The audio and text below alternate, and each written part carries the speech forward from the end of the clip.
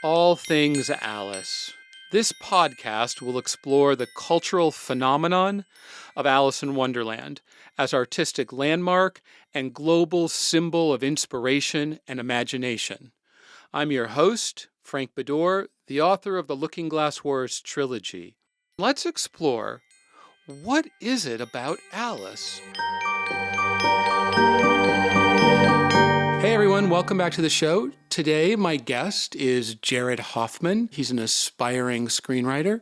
He is an AFI graduate. His father produced the Saw series, so we're definitely going to talk about that. He's also written a lot of blogs for frankbeddor.com. He's become an all things Looking Glass Wars aficionado. So please welcome Jared Hoffman.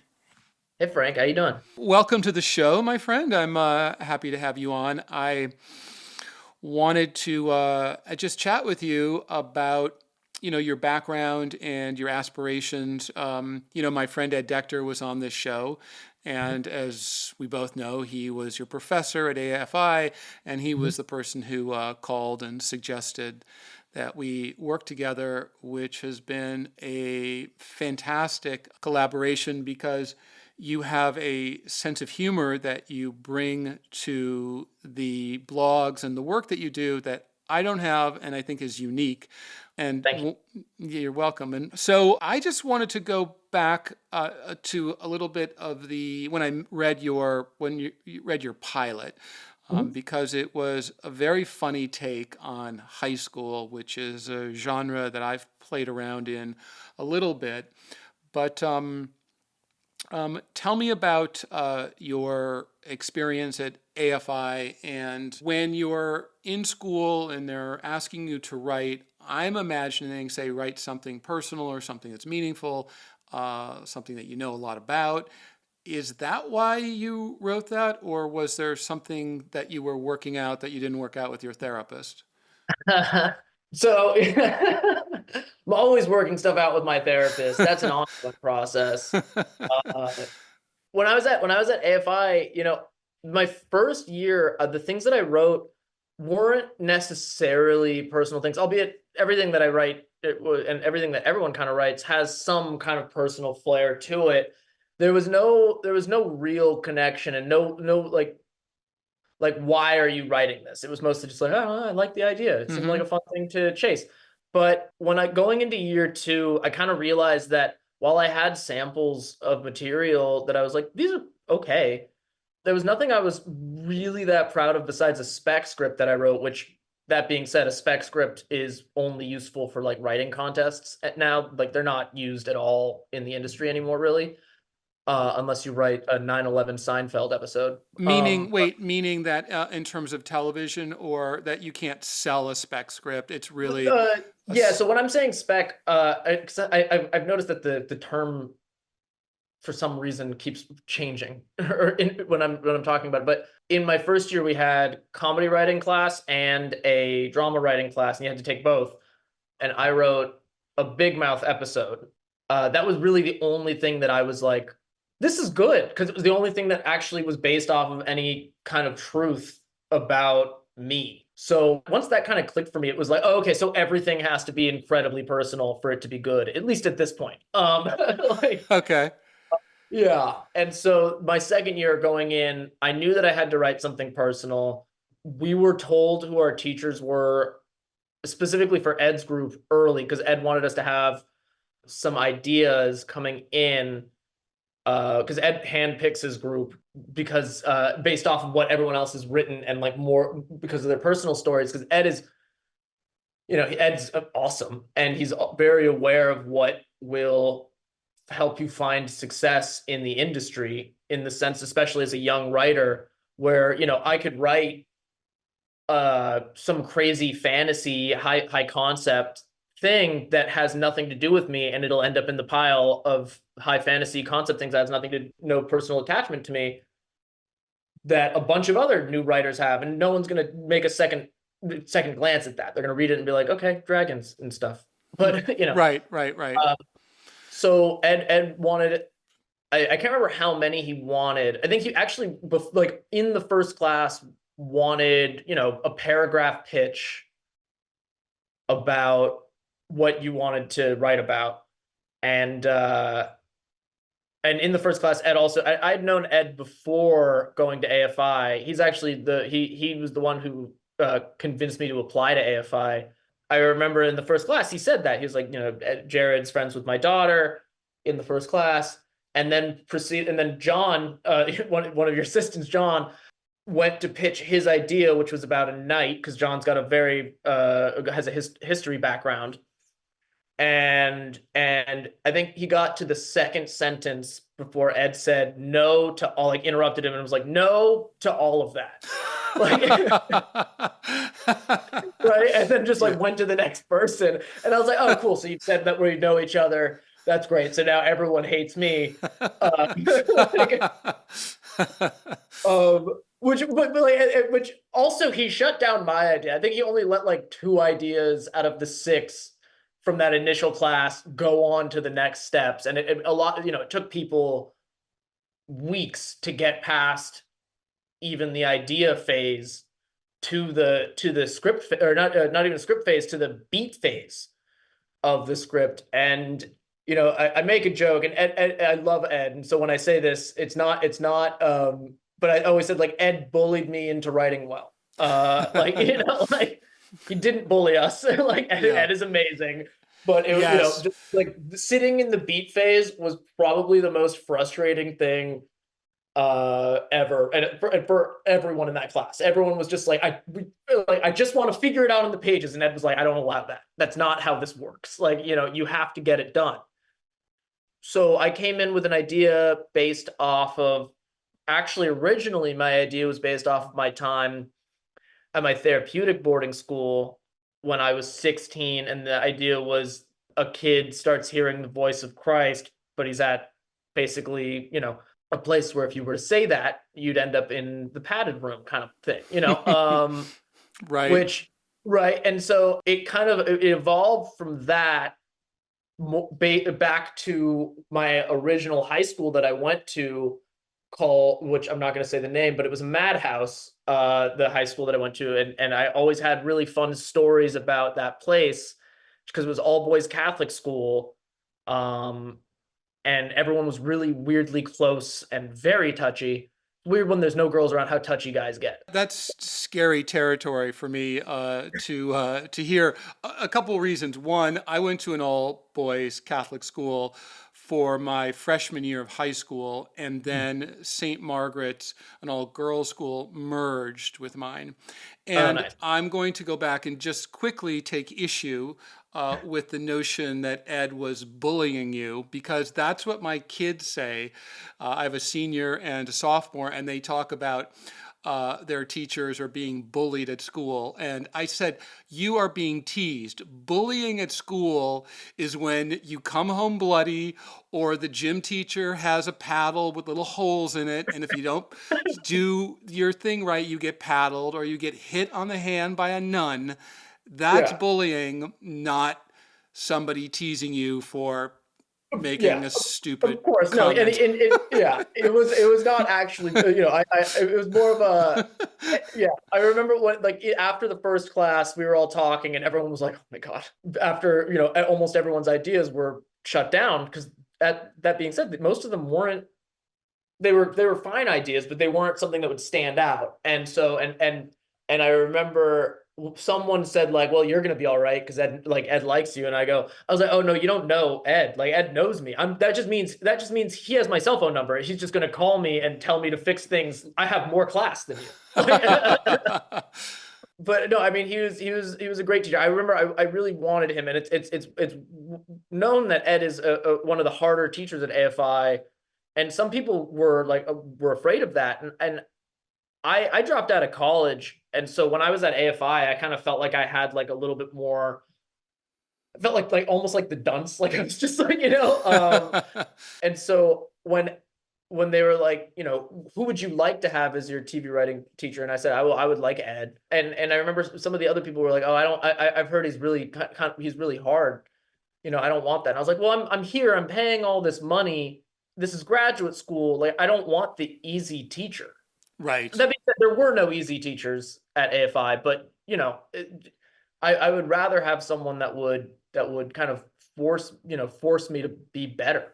Also, it's not just being tough on the story and tough on the writing. It's the preparation for the life and the business. And I'm curious now that you're out of school and you're trying to make your way in terms of, selling your projects. The pilot that I read that you wrote at AFI, the high school, was such a great concept. What had you learned from Ed, and what was unexpected as you're going through this, down this path of trying to get projects going, meeting with producers, writing spec scripts, trying to get jobs? What? Yeah.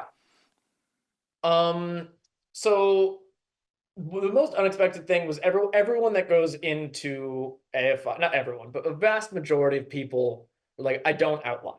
And I was also one of them, going into school.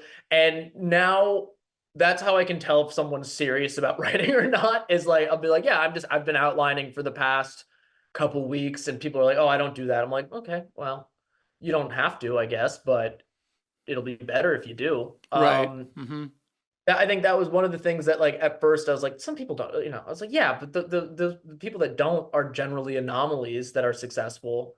Are you talking about the experience at AFI, or that you got a job in the real world with a producer and you went about working on the idea without the outline, and then you realize, wow, one, they pay you for the outline, so it's always Yeah, nice to get that extra step, and yeah, two, exactly. without that outline or without being proficient at it, Yeah.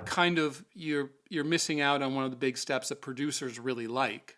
Yeah, that's from AFI, is one thing that I learned of just like the outlining phase, how important it is. I grew up in the film industry. I always say that I'm Nepo adjacent. My father passed away 17 years ago, and my mom was a makeup artist.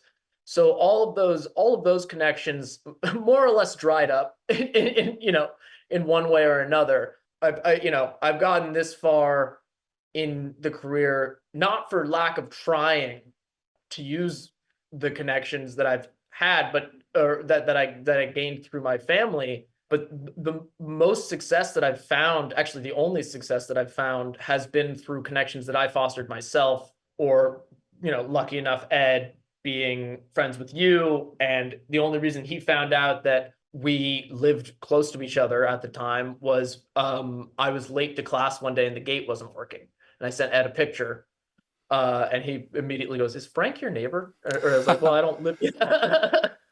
Oh, um, that's funny. I didn't know that.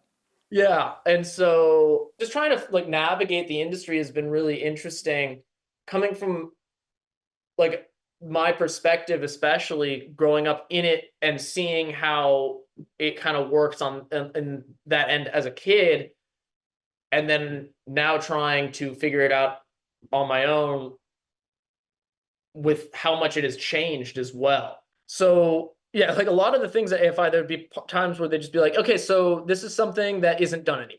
Just trying to figure out what is actually useful with time and stuff like that. But going around, I think like one of the shocking things is a lot of the stuff that is joked about in shows that are about the industry or scenes that are about the industry are, I mean, jokes are generally based off of truth, but these ones especially are like, I had a meeting and I learned that someone doesn't read, like they don't read stuff like that, and I was just like, oh, I thought that was not real. Like, I was like, I thought that was like, I That was was a like, oh, joke. Right. yeah, like they don't read, like they're just like, someone else reads for them and tells them. I was like, what? Yeah. Like, Yeah. yeah, how can they make any good decision? Well, they do, I guess. At this point, they're in a part of their career where they don't have to read. But like that kind of stuff, or you know, you have to write a lot of thank you letters is something else I realized I did not expect, which I'm not the best at writing thank you letters, just because I find them kind of, I don't know. I've always found them to be a little kiss assy. Like, Yeah. like Hmm. Yeah, I haven't received any myself, so yeah, well, Sorry, Frank. Yours is in the mail. I promise. Well, tell me about, did Ed and in school, did you learn, I'm assuming there was pitch meetings and learning how to pitch, and how has that translated to you? Just talk about the ways that you're trying to get out into the world and take meetings, and when you do have opportunities, what happens? And I know you had a meeting for, what's that big game that you love so much? Oh, Warhammer. for Warhammer. Yeah, I didn't have. I asked my manager. I was like, "Is there any way you could get a meeting for this?" And she said, "I'll look into it." And then I get an email the next day, and she had read because she didn't know what it was, and she emails me back the next day and goes like, "You don't have a sample for this, because it's high fantasy and sci-fi Right. and very serious, and all I have are jokes." And so she was like, "I mean, I can send your stuff, but I'm gonna look stupid doing that." Like, I was like, "Yeah, no, that makes sense." Um, and now I'm trying to push the fact that helping you with the lore and be like, "Hey, is there Yeah, but anything?" aren't you? I mean, you're so into the lore of that franchise and that world. The idea that get me a meeting because I am so deeply seated. I get all of it with the lore. I have the books. Let me just tell them all the great things about it. If nothing else, they're going to feel good about their show coming up. Yeah, Um, exactly. I'm gonna write a, I don't know, 10, 15 page sample based off of that universe. Luckily, there is no shortage of stories in that universe that I can take inspiration from. And just and I'm gonna give that to my manager. I was hired to write a treatment for a producer, speaking of outlining, over the holidays, and just finished that a week ago. I just finished that a week ago. So now I finally am able to like sit down and kind of write my own stuff again. So that's there's a lot of things that I want to get done because right now I only really have one sample that's being sent around to get meetings, which luckily it's the sample that you had read that had won me the contest as well. So I'm going to send that to her to give to them just to have a little bit more leeway into the door. But I believe they're actually making a movie first, is what I've heard. Oh, it's To a kind of movie. like, So they're not putting a room together, which is what you would be ideal yeah, for, to be in the yeah, room. exactly. Right. And I believe that they're actually going to be based off of how, I don't know if it's based off of how the movie does. I know it's Amazon MGM and Henry Cavill, and then Games Workshop is the company, or Citadel. I believe that from the movie they're probably going to do a show, but I'm not entirely sure. So just trying to navigate that with meetings. I've never written something specifically to get like a specific job, so that's something new It's a that good I'm idea. I attempting mean, to do. it's a very good idea because it's hard to know what's going to work, and everybody will say that's never going to work. This is how you have to do it, but there's no rhyme or reason to it. If it's a good piece of work, writing, and it connects, and it's about the subject matter. I've told the story a million times about the World War II story, the skiing and climbing troops that fought during World War II, and I wrote a treatment short story that I thought would be the Dirty Dozen on skis, Hmm. and knew nobody, and ended up getting it to Kennedy and Marshall, and getting a deal over at Paramount, and so. And by the way, I was introduced by a letter. I sent a letter, so everybody really laughed at me, and that's when there was snail mail. So, Yeah. but I think You can stand out more with a letter, though. I feel like email now has just become kind of like it's really easy to ignore emails. yeah, it's like vinyl. It's nostalgic to Yeah. receive a letter. So where does the writing talent come from? Your mom's side, your dad's side, both of them, neither of them? Um, well, but so my dad passed away when I was 9, so I only got like, he only was like a dad. I never got to know him as a person. So, but that being said, my mom does say a lot that I am a lot like him, and just being able to hold court. I've always been someone who liked to tell stories, and um, luckily and unluckily, I've had a very interesting 27 years here so far, or at least interesting enough to get adults' attention. I think when I was a kid, kids always want to talk to the adults and have the adults actually pay attention. And I realized the first time someone like I got like real paid attention to, not just like me screaming in the corner and being like, okay, what? Was when I said something funny. So starting from that, I always was trying to crack jokes, and I was never like a class clown. I talked a lot during class, but I was never the funny kid at school. I was always good at getting essays done. Was when I kind of realized, like, everyone else would always be like, oh, I've been working on this essay for a while, and people would be like, how are you? And I was like, I'm gonna write it tonight. And they're like, it's due tomorrow. Like, and I would turn them in and get like, depending on how good the spelling was, You which get which, as you know from reading my work, not good.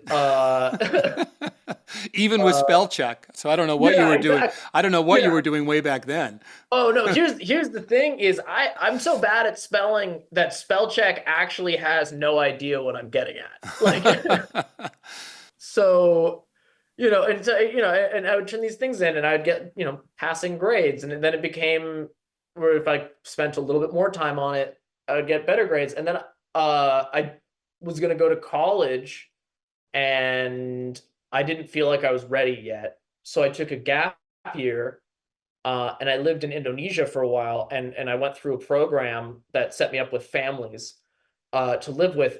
But one of the part of the deal with the program was I had to write on this specific website these blurbs, or not blurbs, but little articles about what I was doing and stuff like that. And I remember reading the other people's articles, and I thought, oh my God, like, what? I just watched a South Park episode last night where in San Francisco everyone is smelling their own farts because they're so pretentious and so or so smug. And but I remember reading these things and being like, who are these, you know Hemingway wannabes, try, like, with their like flowery language. It's like, you went for a walk, all right, like,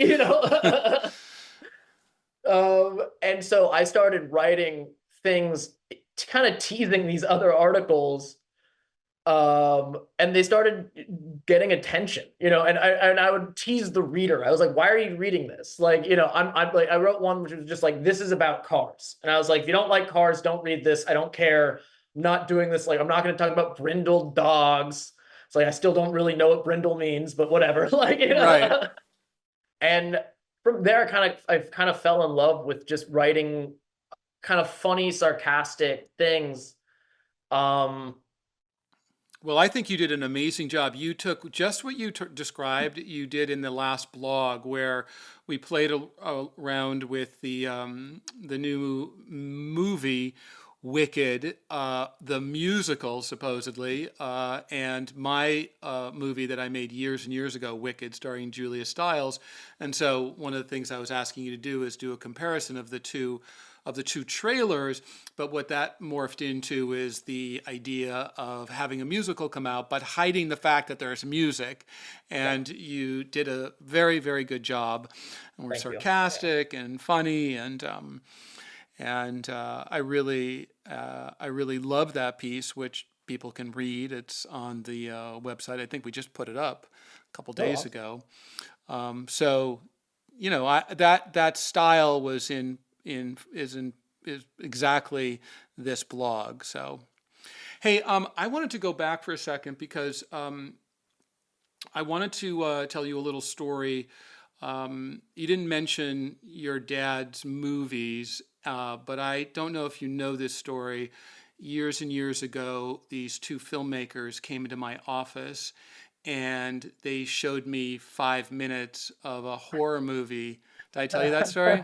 I And have a feeling I know where this is yeah, going. yeah, and I was like, wow, this is kind of amazing. And they were, I can't remember exactly what I was thinking at the time, but I definitely knew that I wasn't going to have the money to help them complete it, which is kind of what they were looking for, or some sort of angle. And then years later, I met Oren Kulis, who was a producer, and he was interested in something of mine. And I went into his office, and he told me that he had just produced this movie, and it turns out that he produced it with your dad and another guy whose name I can't remember.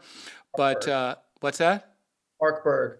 That's right. And it turned out to be the Saw movie, which has gone on to be probably the most successful, I would say it's probably the most successful independent series of movies. I mean, I might be wrong, but I know where Oren Kulis lives. so, so do you have any recollection of that? And Yeah, you do? it's burned into my mind. I mean, so they shot it in 2-ish weeks. The whole first Saw. That's I, amazing. yeah, Amazing. it's wild that they managed to, and they I believe the shooting, like, so the total budget was 1.4 million, but I believe the shooting budget was actually only 800,000. I believe the extra 400,000, I believe, came later, if I'm not mistaken, for marketing. But yeah, I mean, I remember my dad telling me kind of like a little bit about the movie. Obviously, I was 7 when he was shooting it, so 6 or 7. And I remember going on set. It was shooting somewhere in Burbank on this tiny little sound stage. I just remember that it was brick. That was like the only thing. Like the outside was brick. But going in there, I remember my dad sat me down in the car and was like, "Okay, so you know, I'm shooting a horror movie." It was what he told me. And there's going to be a guy. You're going to go in. There was the bathroom, and then like the police station was right behind the bathroom, and then there was a bedroom, and like it was all just like very tiny shared walls. Yeah, really, really, just Minimal, minimal, minimal. yeah, minimal Yeah, sets and just geniusly constructed to maximize the production values and minimize the cost. And yeah. your dad and Oren and Jeff saw more than I did, and boy, do I regret that decision.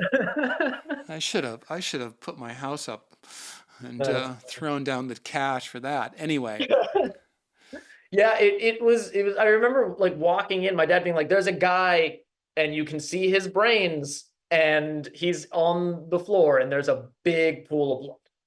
And then there's 2 guys chained up." And I was there in the scene where Carrie Elway's cut his foot off. I'm sitting behind the monitor watching it.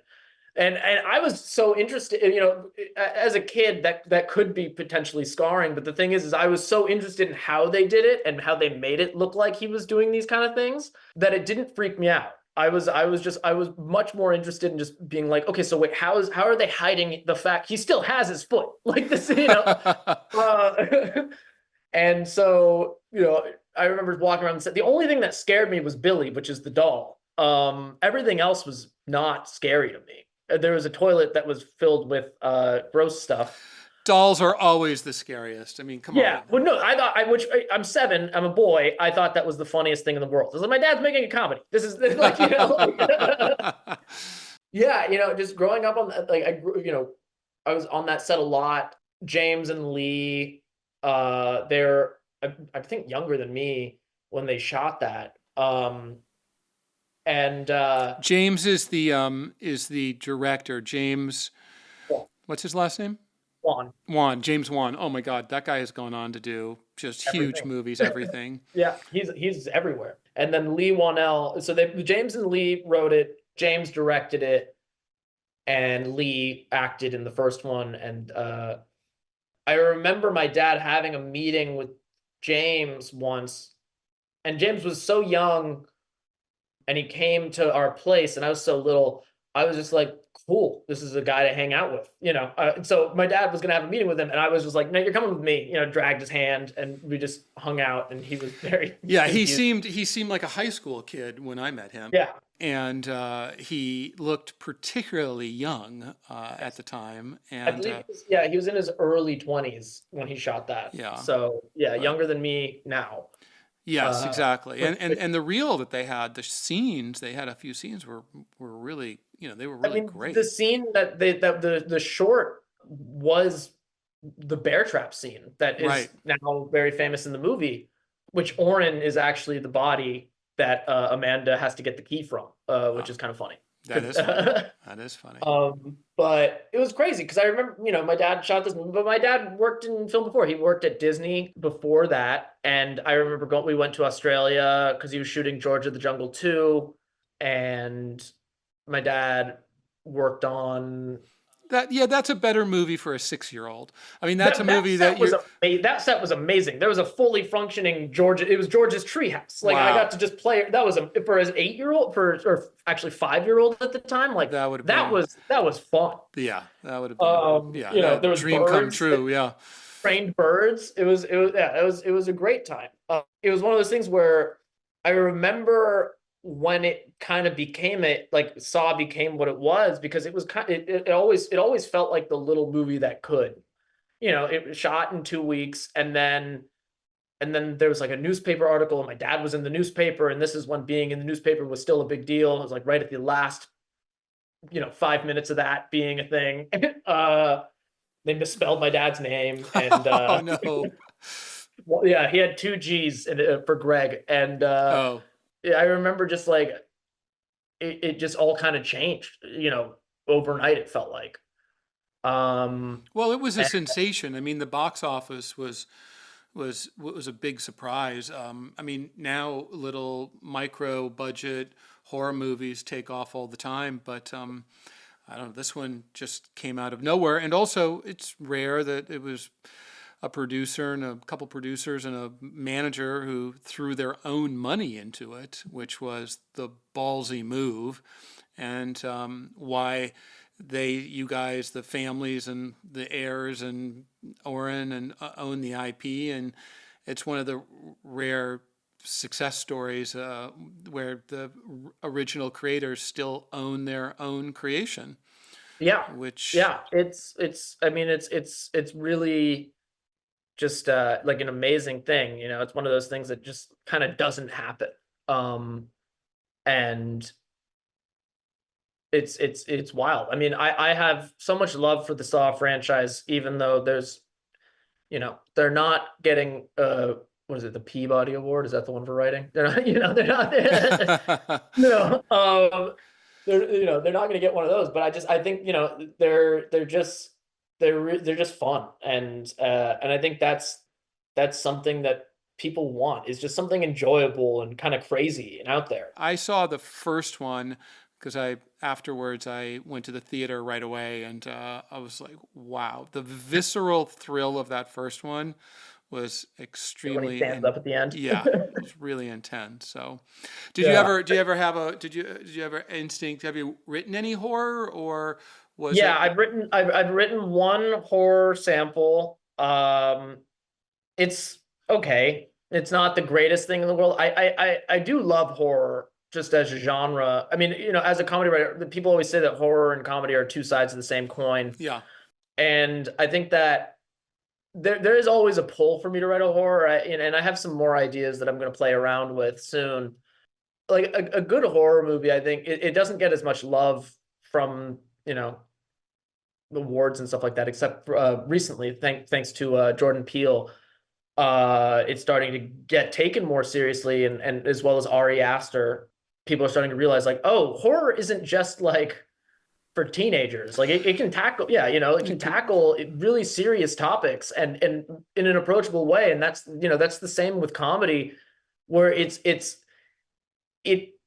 done correctly, it makes serious topics approachable, and also makes it feel like you're not being hit over the head with a message. Right, right. Yeah, Uh, thematically, yeah, you're right. Jordan Peele has really elevated the material and with his movies, the genre, I should say. And it's also really enjoyable and scary, but it has something to say, which is great for any genre. So and that distinguishes it. And then you get a broader audience where people are like, hey, there's something else going on here. So Yeah, exactly. I think it's you got to trick people into listening. I think if you really want to say something, I've noticed just we're always in it, especially now, we're inundated with information. We're inundated with people posting on social media about something happening somewhere and how you should care about this thing. And I feel like it's almost like a care fatigue after a certain point, like just like everyone's always telling me to be upset about something or to be, and I think that if you really want someone to listen, you have to kind of almost trick them into being like, oh yeah, because if you're posting it on social media, the only people that are going to listen are the people that follow you, and they're following you most likely because they agree with you or they're friends with you. So it's not like you're really saying anything anyway. It's just which shouting into an echo chamber. which is why storytelling is so powerful because you're luring people. You want people to be entertained and to be captivated, but at the same time, that's your chance to say what you want to say. And if you do it subtextually, they're going to feel it. It's going to be communicated because you've felt it and thought it when you put it on the words on the page. And then if you make the film or the TV show, in a way that lets that subtext come out, then people are going to get what it is you're trying to share. So Exactly. Alice in Wonderland. So this is a podcast about Alice in Wonderland. So I'm curious, before you started working for the Frank Beddor Wonderland factory, what was your experience with Alice in Wonderland growing up or in pop culture? Yeah, so I mean, as a kid, I mentioned my dad worked at Disney, so I had all the Disney VHSs. So my initial introduction to it was the Disney animated movie. It's interesting, and I've mentioned it in some of the blogs that I've written, that Alice in Wonderland has become, it's not just in pop culture, it is pop culture. Like it's become a part of our language. It's so it's I'm part of the before I started working with you, I didn't actually notice it as much. I mean, I would notice it if it was a specific reference or something like that, but seeing it now through working with you, just how much it is, or how it's just everywhere, to a point where people don't even realize that it is an Alice in Wonderland reference, is has been really intriguing and eye-opening to me. I feel like I took the what is it, I took the red The pill, red pill. yeah, the Well, Matrix, of one of course. the first blogs you did for me was Alice in Wonderland in politics, Mhm. and those cartoons. I don't know how many cartoons I've seen with Donald Trump as the Red Queen saying "Off with your head." Off with your head Muslims, off with your head women, off with your head everybody, et Yeah. cetera, et cetera. Or down the rabbit hole, or in these cartoons, these political cartoons, they often talk about the Mad Tea Party, and so Mhm. they'll put a lot of political people around the Mad Tea Party and Yeah. start cracking jokes about the absurdity and the illogic of what people are doing. So to your point, it's the perfect reference in that context. But then you might go over into music and you'll get a Taylor Swift song that's talking about a breakup and Mhm. stepping through the looking glass and going down the rabbit hole of love, and so it really is everywhere. And I love that blog that you did, and I know that was one of the early I think that was the first one I did. initiations into, oh my God, look at all this Alice stuff. Yeah, I actually remember when I turned that in to you, my first thought is, okay, so I got this job and now I'm gonna get fired. Like it was like it was like Why? What was it about the blog that you thought I would fire it you? was the I think it was the introduction, which I've made many references, Oh yes, not, yeah, many jokes about how you like you keep me in a cage yeah, and force me to write these, yeah, or you're beating the blogs out of me and stuff like that, yeah, yeah. Well, and yeah, because we had just started, and so you started making fun of me and yeah, my immediately, process, and you thought, okay, off the I'm bat, gonna. which I was like, he's either going to get it or he's not going to want to work with me anymore. And I was like, well, this is kind of my style of comedy, and I do love writing these blogs. I think that they're a lot of fun to write, and they're always interesting to kind of come up with, and I always can go on some weird rants or and Well, it's interesting because Sarah, my producer, she sent me links to all of your blogs, and before we did this interview, so I could take a look at them. And it's such a big body of work already. I mean, we haven't been working that long together. It doesn't seem like it. I mean, I oh, thought there was 4 or 5 blogs, and I think it's 15, 16, 17. yeah, it was And like I have a folder. It's just called Frank on my computer, and it's got five. No, wait,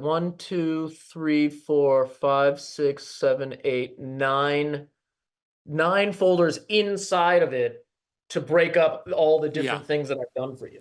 And So, yeah, and so one of the themes in terms of the blogs is to do a comparison of IPs, the clash of the IP. So you've written about Alice in Wonderland versus Star Wars, Alice in Wonderland versus Lord of the Rings, Alice in Wonderland versus Harry Potter. And those are, and you're very funny when you do that because you're writing it so you're the judge and executioner and participant. You're everything. You're like, oh, I think Alice wins this one. yeah, no, and I think I mentioned in almost every single one of them. I Yeah, remind the reader, I'm like, you people. are on an Alice in Wonderland themed website. Like, who do you think is gonna win in the end? Like, yeah, it's like Yeah, I'm, yeah, tongue in cheek for sure. yeah, But it's fun. It's interesting because, you start to look at, okay, what's the impact of Star Wars, which is so deep with publishing and theme parks and yeah, animated shows but then you look at Alice in Wonderland and you talk about 150 years and you talk about the most quoted literary works and you talk about phrases that are used every single day and it's just a fun way of letting people compare and contrast to enlighten them to how much of their favorite stories last and are in pop culture, but it's the lasting impact that's so remarkable about these particular stories. So, what do you think it is that these stories, as a writer, somebody who wants stories to live on, what do you think it is about some of these genres and stories that allow them to last for so many years? well, I think specifically with Alice in Wonderland, it's a political satire at first. On It's one kind of level, it is. On one level, for on sure. one level, yeah, on one level it's a political satire, but it's a political satire that's also a children's story, but also has enough to It's also a fantasy. intelligence. Yeah, it's also fantasy. It's imaginative. I think it's the perfect, the kind of the perfect storm of just a little bit of everything to keep any kind of reader interested to an extent. Obviously, there's always going to be someone who's not, but like, and that's I was thinking of like as I was saying that like the Hayao Miyazaki movies, like My Neighbor Spirited Away. Totoro, Spirited Away, which arguably is the most famous one. Like those movies, their audience ranges from kids to grown-ups, and it's a little. I think it's because it has a little bit of everything. They're a little scary. They're a little um. They're a little scary. They're a little funny, and it just kind of it's enough to keep everyone entertained. And I think because that's the most important thing at the end of the day is we create entertainment, Right. and I think if you manage to capture someone's imagination and take them on a journey successfully, I think it'll last long. It'll endure the test of time. Like, Lord of the Rings is the same thing, where in the Alice versus blogs, when I did Alice versus Lord of the Rings, it was interesting because the Tolkien estate owns the word Ent, Mm, the tree. mm. Um, Oh, and cool. just thinking about words that were created, and it's this whole thing of like the inventiveness of it. Like, what was Tolkien on? Like, and this is the same thing with Carol, with Lewis Carroll is how seeing the limits and pushing the limits of the human imagination and putting something that inventive onto paper, I think draws people in no matter what. Same thing with Star Wars or Dune, which I just watched, and the sequel, and It seems to me that these stories do something that they communicate and tell a story that feels fresh, but they're kind of grounded in something that's familiar. And Star Wars did that. I think Lord of the Rings taking the fantasy, but really doing a deep dive and really feeling like you're in an alternative world. Harry Potter in the same way. Alice in Wonderland, I think, because he did it so long ago, and he was writing it for, it wasn't. I don't think they had even. Well, they definitely had children's books, but I don't. He was writing it for himself, and I think yeah, that's the best kind of work. There's so many genres of publishing now, whether it's picture books or young adult or middle grade or it just goes on and on. So it's all in these categories, and then it's okay. What do I want to write? Where does it fall? And somebody else tells you kind of where it falls. But if you write from the heart and something you care about, hopefully it comes through. and and I think that goes back to what we were saying in the beginning, where it's they were writing for themselves. I mean, well, Tolkien was actually, I think Lord of the Rings was a bedtime story he would tell to his kids, right? There's something about that. I'm not entirely versed on that, but it comes from a place of not telling a story because you think it's telling a story because you have to tell You it. have to tell it, yeah. It's in It's you and not, it has yeah, to get out, yeah. yeah.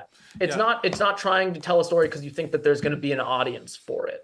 right, If it's good enough, an audience will come. right. It doesn't matter, and so if it's, yeah, I think that's what it is it's just these are worlds that very creative people have managed to create, and through that, other people were like, that's insane, how did you come up with this, and just Right. and getting interested in that. And I think that's why they've managed to endure, is just the inventiveness. Even with Star Wars, which I can't remember what Shakespeare story the first Star Wars basically is. I want to say it's Hamlet, but I could be wrong. It's one of the ones, well, I was gonna say it's one of but it's where the story beats are basically just, that's Shakespeare. Even though the story beats are ancient, it's the world that drew people in, and the Well, character. they're classic though. The reluctant hero. I mean, that's a classic trope, and so how you tell that story is the most important thing, and that's what Lucas did. He told it in a way, a reluctant hero story in a way that no one's ever hadn't seen before. Exactly. And I think at AFI they said, I remember it was during our first couple of weeks, they said something that really stuck with me, is like, there's only like 6 stories. Mm, right, I've It's heard like that too. man versus the world, man versus nature, man versus man, nature versus man. Like, yeah, there's only like, there's, at the, if you boil every story down, there's actually only 6. It's just how you tell of those 6. it's how you shape those Yeah. stories. And by the way, you've not only written blogs for me, but you've written some lore stories, short stories, however you want to position them. How did you find? I knew you were a little bit nervous about writing prose when you first started because your mom told me you were nervous. I was at some event and my son's nervous about writing prose. He's like, so I have to read everything first before you Yeah. get it. Yeah, yeah. She, by the way, she has read. I would when I first started working for you, I was sending her everything before I would send it to you, and she'd be like, "Get rid of that." Uh, you know, I love your and then mom. every now and then I would still keep it. She'd be like, "Why are you making fun of Frank? He's like, he writes great." You know, and so yeah, but yeah, I was nervous, but it was a little bit of I was nervous to write prose just because I've always found that um when I write, and it got me in I only went I dropped out of college, so I went to college for a year, and it got me in trouble at my like English class because of my writing style is not that of a proper essay writing style. Hmm. Uh and those who have read my stuff will completely understand that. But it's I like to write like I'm talking to you, or like I'm like you're in on the joke with me. And so when I was writing these lore stories, the universe that you've created from Alice in Wonderland is, while there is a lot of whimsy, there's some seriousness to it, and I wanted to treat your material with the respect that it deserved and to give you a good product. And I was, yeah, I was nervous, but at the end, I was really proud of what I came up with.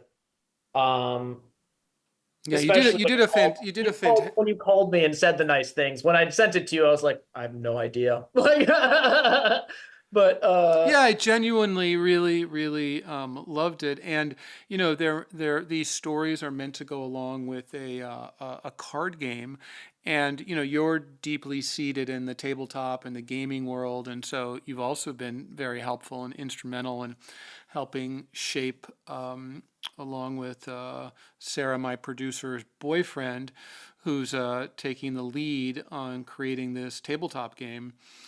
So these all of this kind of collective energy, especially all of you writers from AFI that I've been introduced to, and trying to shepherd between the lot of you, shepherd some product that I can, make some money back. No, I really want to find just out have. if I was a good investment. Yeah, I'm not sure yet. I don't know, but I might have to take a piece of art off the wall back there from your mom if I get desperate. But no, but it's really trying to shepherd that creative, collective team energy to create this game that we're working on. So it's really it's really enjoyable to have fresh ideas and creativity and having it all come together for a reason. So your lore stories are for a very good reason, and that's to broaden the world of the Looking Glass Wars and the Card Soldier premise. So I've really enjoyed it, and you've done a fantastic job. But before I let you go, I'm just going to ask you your favorite Alice reference in pop culture, if you have Oh, one. my favorite Alice. Hmm. I can ask another question. If you were a character from Alice's Adventures in Wonderland, who would you be and why? Probably the March Hare. Just The March Hare. uh, Okay. yeah, yeah. Why? I've always, yeah. I think that he's just interesting. Yeah, I remember as a kid, I was always like, who's this rabbit sitting next to the Mad Hatter, who's just as crazy. Like, I don't think people realize, or you don't get as much because that how crazy he is. So yeah. Yeah, exactly. I think, The it's March that. Hare. And not an Alice reference, but my favorite thing that I've definitely, and I wrote a blog about it, was that my favorite Alice version that you made me watch was the Alice in Wonderland made for TV movie, the 1980 ones with Gene Wilder, who cries as like a turtle. He's the mock turtle, and Mock it. Turtle. Oh my, like I wanted to pitch as a joke to you when I first got the job, but I was like, I can't risk this yet. And I was like, I want to pitch a joke article about it's like I took LSD and watched Alice in Wonderland so that you don't have to. But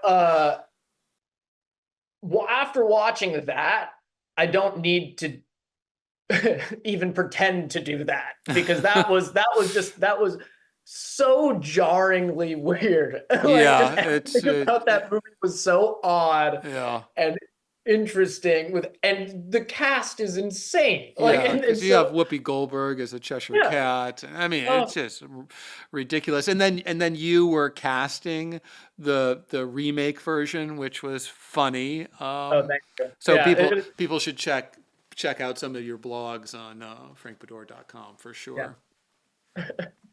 yeah.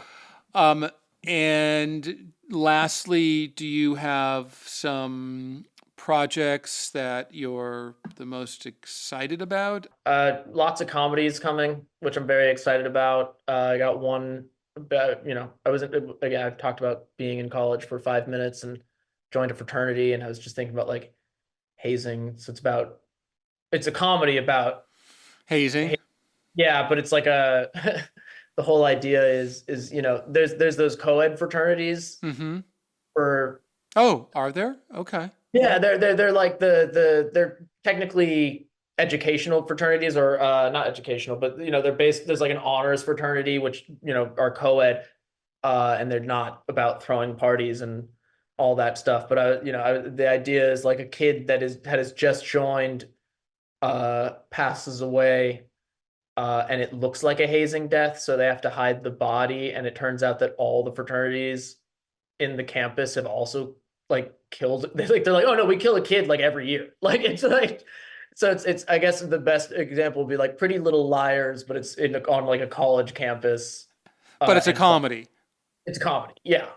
Just like these idiot frat bros, and then this honor society that like becomes cool because someone's died. Like, it's like, you know, So it's a send up. Well, yeah, it's a send up on that. well, good luck with it. Let me know when I can read it. In the meantime, you're writing a blog for me, so I'll expect it shortly.